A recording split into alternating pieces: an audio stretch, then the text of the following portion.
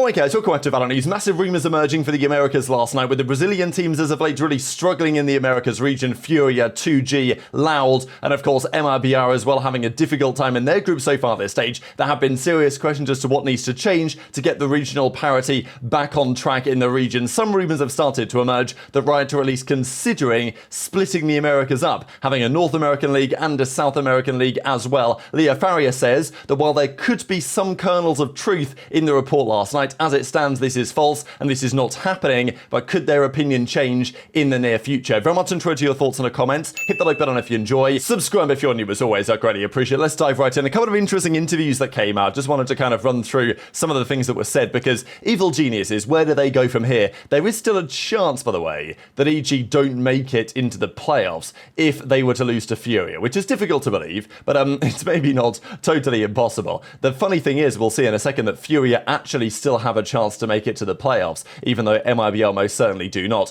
But Ye and Evil Geniuses, they've definitely struggled lately. Ye even said that his team environment has been worse in stage 1. People are more rigid and they're not actively engaged in the rounds, but honestly it's hard to say. We need to re-find ourselves. So EG are pretty cooked, let's be honest. The team this year has not been that good. What do you do if you're Evil Geniuses, you're Potter, you're trying to build for next year, you've not got much money to play with? Who knows? Maybe you keep Ye, you keep Derek, you look for 3. Maybe that's the plan. I don't think that's a bad idea, but we'll see what EG decide to do in due course. The other piece from Josh RT is on Baby Bay. So we saw yesterday that Baby Bay was reacting to that crazy ace that he had against FURIA. As we know, G2 absolutely demolished them without any remorse at all. And Baby Bay is still part of the team, but we're expecting Leaf to come back and Valen to stay, and in due course Baby Bay will be gone and Leaf will be back in, and that'll be the full iteration.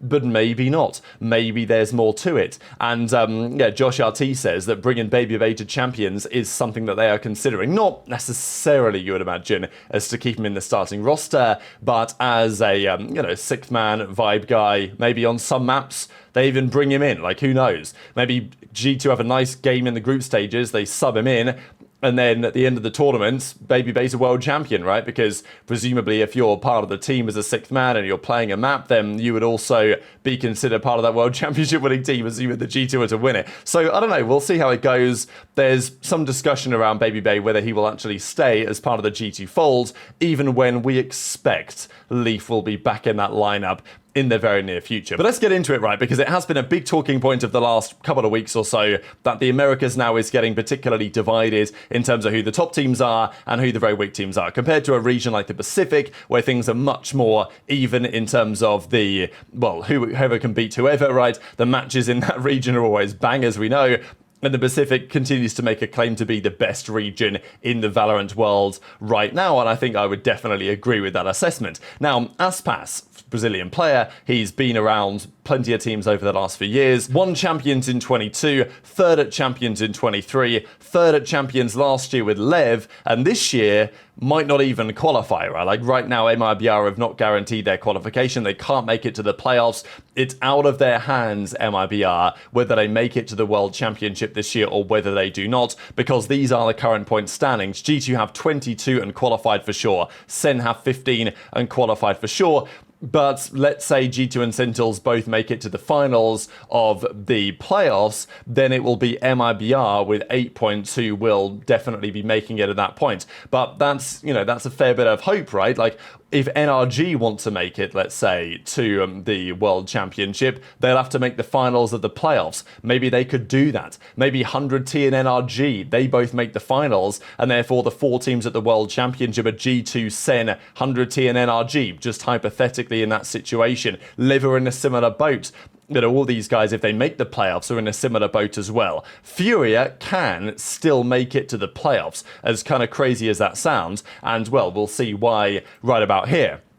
So this is Group A, and as you can tell, really, Group A, it's an interesting group because it's stacked at the top, but at the bottom it's got the weaker teams with 2G and FURIA. So, FURIA are 0-4, but they did win a map. Now, they lost to 2G, notably enough. Their final game is against Evil Geniuses. So, if EG lose to FURIA, now I'm not saying this is going to happen, but I'm just going to say it's possible, because MIBR are 1-3.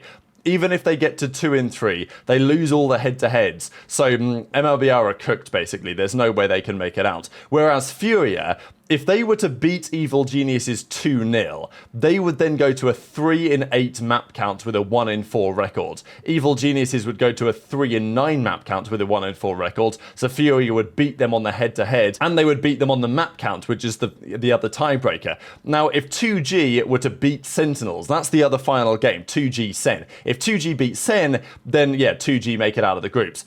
But if 2G lose to Sen and get 2-0'd by Sen, which you would expect, then they will also be 3-9. So Furia could end this group at 3-8 map counts, with EG and 2G at 3-9 map counts, and Furia would actually make it into the playoffs. Would if they make the playoffs, they're not going to make it any further anyway, so it doesn't really matter. But the point is that they could still.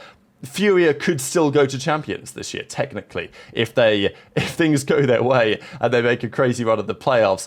That is not impossible. But as we know full well, look at these groups, right? Like, this is the very clear dichotomy right now between the North American region and the South American region, and it's been expanding over the last couple of years, obviously not been helped by Les and Sadak moving to Europe.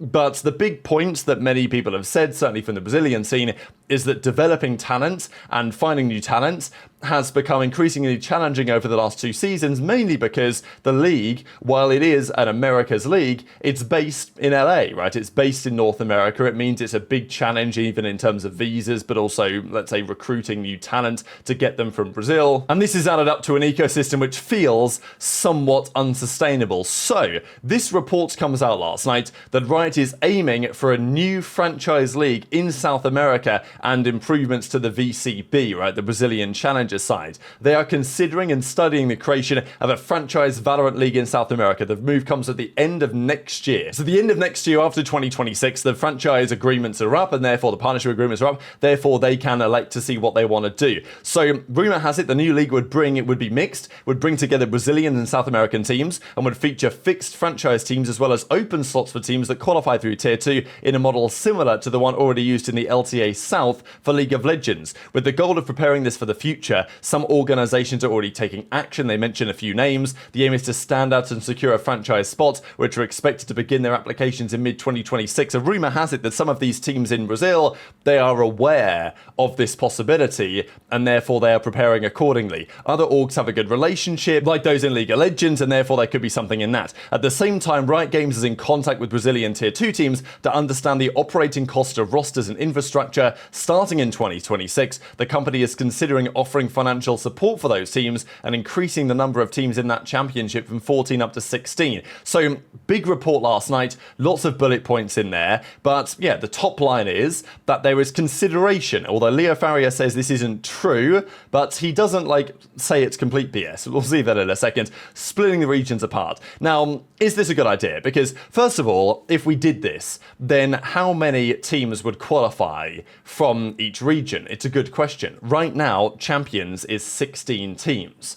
If you created a new franchise league, would there be still 4 teams from North America qualifying? And also, would North America be competitive enough, right? You split the region up and into South America, North America.